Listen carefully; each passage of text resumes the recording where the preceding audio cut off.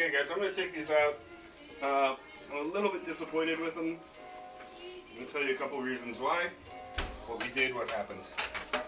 So, number one, biggest problem with these is the ground beef that I used was 80% beef, 20% fat. That's great for hamburgers.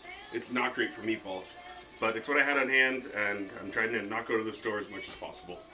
So, that's the biggest issue. You can see that they've bled out a little bit. They flattened a little bit on the bottom, which is not what we want to see.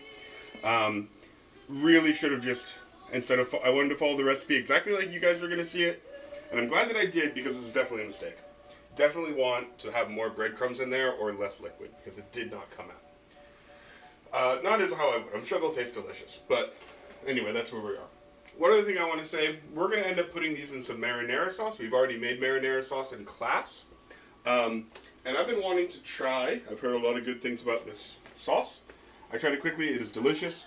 Couple things to note about why it's so good. Made with whole tomatoes, so when you read the label, this says imported San Marzano whole peeled tomatoes. That should be the first ingredient in any good tomato sauce.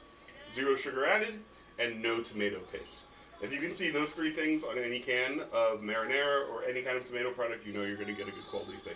I got this at Berkeley Bowl, but I actually recently saw it at Safeway.